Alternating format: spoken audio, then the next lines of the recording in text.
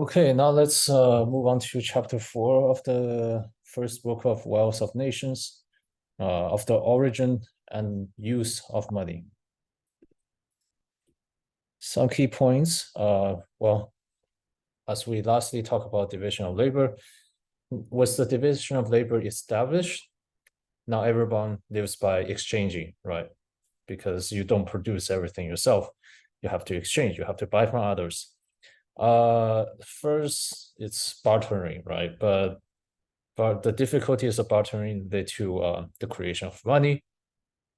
And metals are preferred because they're durable and divisible. And first, it's just metal bars, and later we have stamped metal bars, and later we have coins, right? And then the logic behind all these are going to be explained. So, some early forms of money. Why do we need money? Because bartering is difficult. Why is it difficult? Let's imagine an example, right? Let's say a baker wants to get some bread, right? And he's oh, what the fuck? Okay, I got it wrong.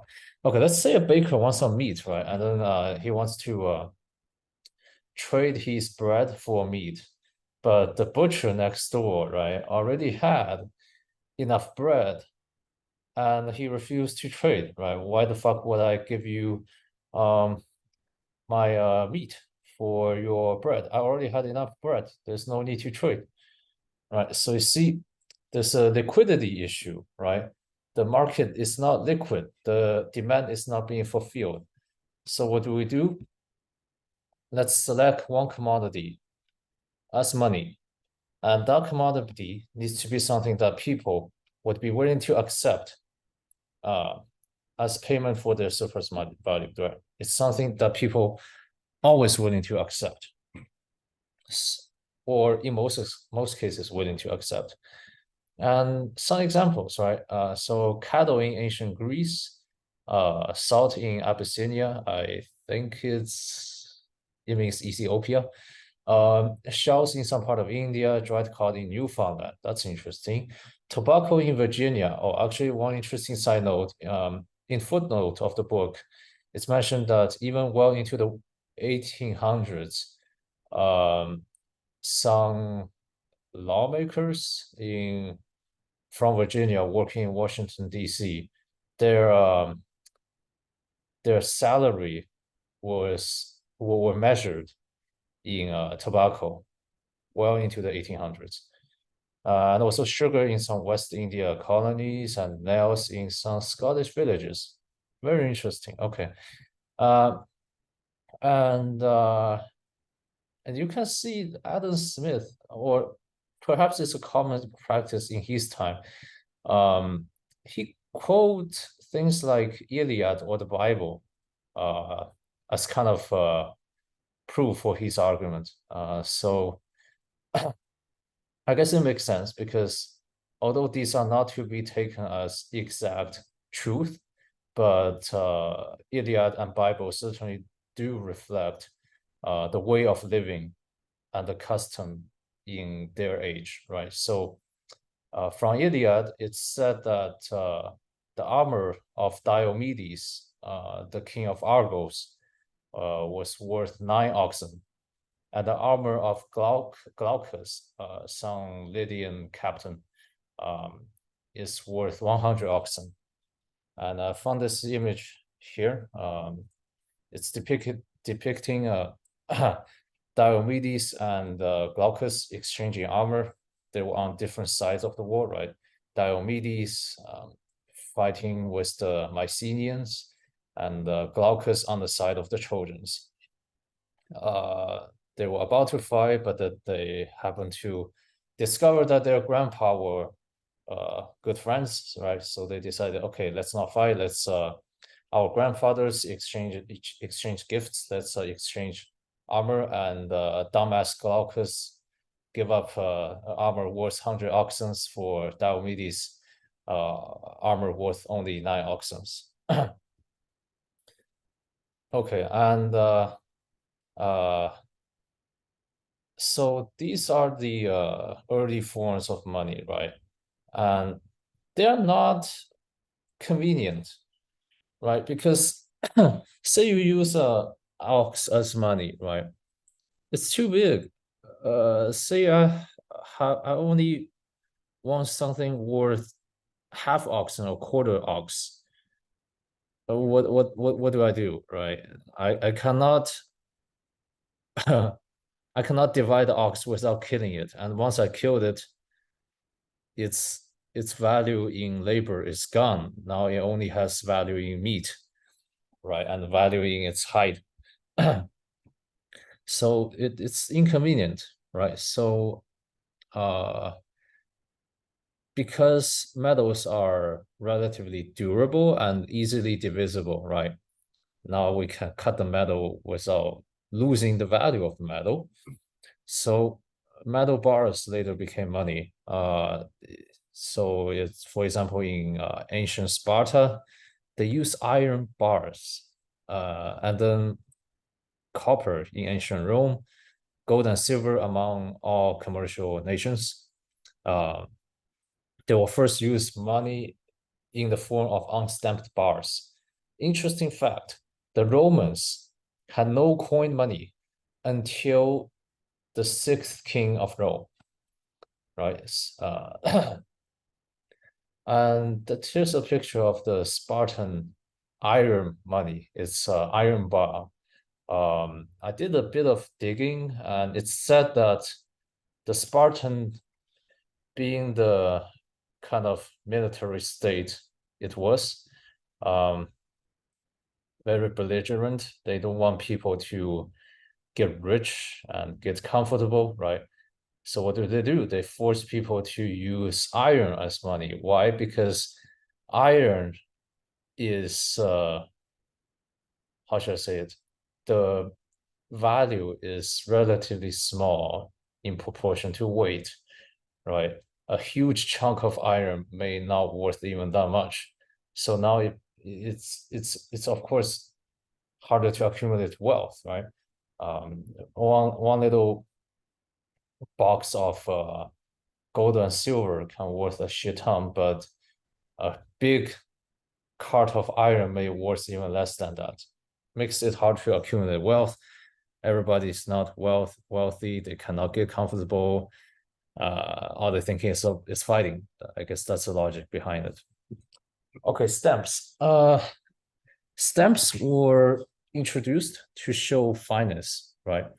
To show what's the percentage of alloy base metal versus the precious metal, right? And also percentage of other impurities. So it was said that the Saxon kings, the Anglo-Saxon kings of England, they were paid in kind, right? In victuals and provisions. But then when the Conqueror came along and introduced the custom of receiving money, so I guess before then the tax in England was in food and provisions. Okay, whatever. But then the money received at the exchequer was for a long time received by weight and not by tally, right? So I guess how much pound weight of gold and silver, right? Instead of how many current the number of currency unit. And yeah, here's a example of a Roman gold bar stamped with assayer, right? So assayer is just asserting as the fineness of the metal. And then later we have coinage, right? So stamps save the trouble of assaying, right? You don't need to assess the fineness of the metal yourself, right? Which is a very inconvenient process. And now coinage being established to show weight. Now you don't even need to weigh the you don't even need to weigh the money. More work is saved, right? Now you know both the quality and the quantity of metal you're getting in a certain domination of currency. And the name of coins actually originally expressed their weight.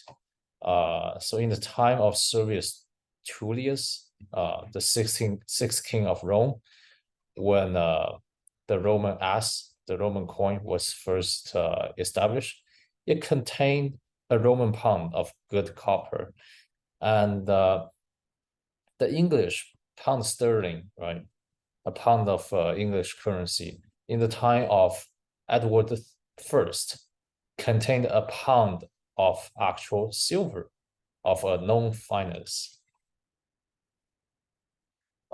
Diminishing of metal quantity in coins. Yeah, but over time, the prince of every country, they have gradually diminished the real quantity of metal in coins. Why? Because first they want to pay their debt with less amount of metal, and secondly, they want to save government expenditure, right? They want to spend uh, less real metal and still get the um, same value of things back as before. That's the reason why they gradually diminish the real quantity of metal in coins. So for the Roman as, right, in the later ages of the Republic, so that's many centuries, about 5 centuries, I think, or 6 centuries since the time of Servius Tullius. Yeah, over that period of time was reduced to 1/24 of its original value. And the English pound is about 1/3 of its value since the time of Edward I. And the Scottish pound about 1/36, and the French pound only 1/66 of its original value. Quite ridiculous, eh? Yeah, and then now we finished talk about the metal, money, and coin. Let's see the outline for the next 3 chapters. The next 3 chapters will lay out the rule that determine the exchangeable value of goods. So what does he mean by exchangeable value? Let's take water and diamond as example, right? So water has very high value in use, right? You cannot live without water.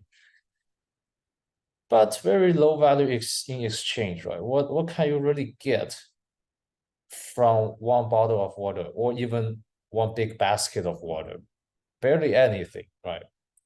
Diamond, not too much value in actual use. You can't really use it as a tool or use it as a food, right? But you can use diamond to exchange huge quantity of other things, right? So that's value in exchange. We're going to focus on value in exchange. So each of the next 3 chapters will answer 3 of the following questions.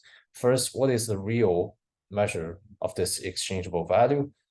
And what are the different parts of this real price? And finally, why are the market price sometimes diverge from this